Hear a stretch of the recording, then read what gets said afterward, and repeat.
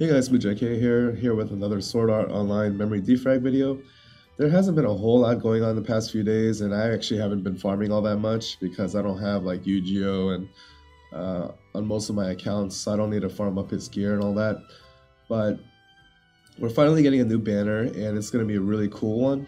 This is a Dark Element banner, and they're basically ninjas, deadly beautiful Kunoichi, and their unique properties are that they can buff up their speed and critical with their SS3, sort of similar to the Wind characters, although these characters have extra critical as well. Plus, they have a combo window up, so they kind of have a little bit of the best of both worlds compared to the OS characters.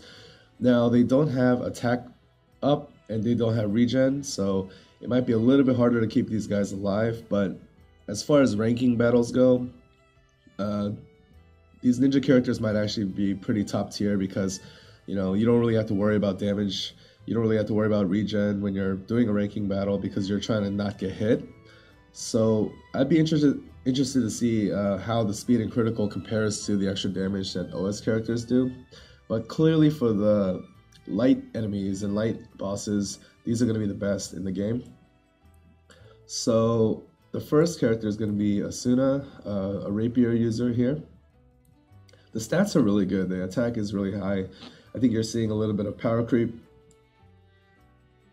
Not really a whole lot we can tell from this, but again, the SS3 buffs the speed and critical rate. Lifa is going to be a sword user as usual. Again, good attack stats. Yuki is actually going to be a dagger user. I might not be able to pull on this banner because I'm pretty much free to play now.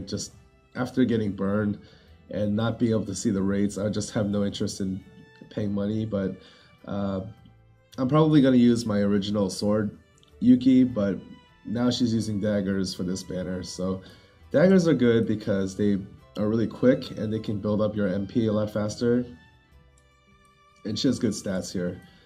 And then we have Silica, who's using a rod for some reason. That's going to be kind of interesting to see how that turns out, because generally in this game, rod users are not very good attackers. They're not very good against bosses, so it might still be the case here, but I'd be curious to see that. And then poor Lisbeth is still stuck with her mace, even though they have her pictured with a dagger, which makes no sense. So again, you see the high attack stats that are typical of mace users, but very low critical and also very low speed.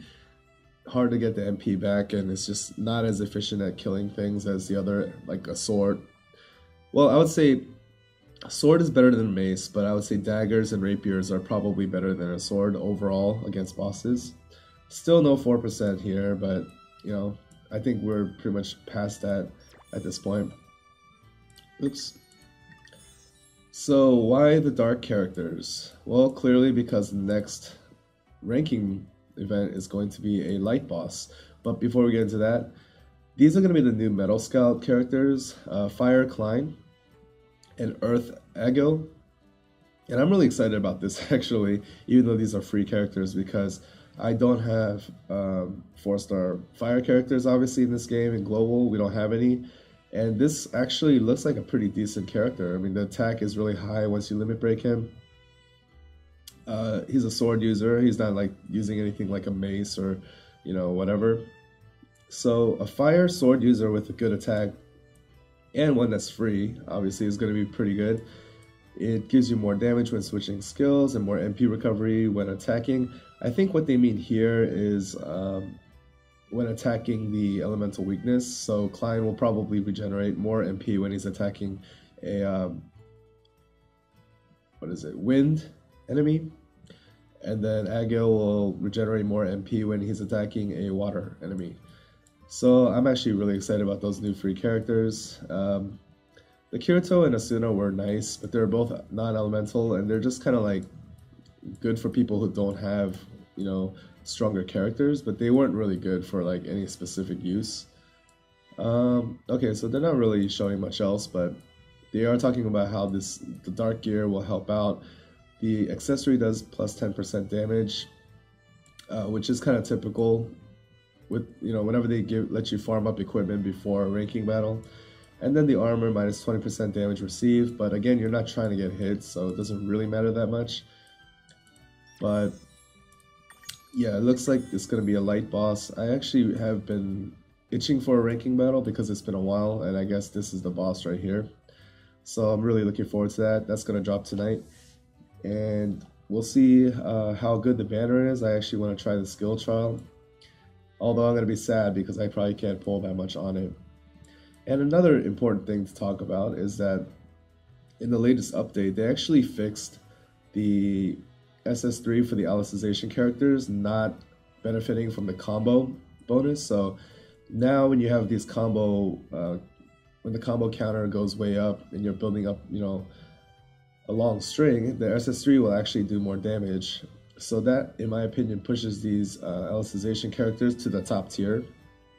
Maybe after OS, possibly, because I mean these are both sword users. Swords are not as fast as OS Asuna's rapier or OS Silica's dagger, but I mean they're very good characters. In a lot of cases, they will actually be the best. Like Yu-Gi-Oh obviously would be the best against fire. Alice will be the best against water, and whenever you need like an AOE or something, or you need to hit the back of the boss, these characters will be situationally the best.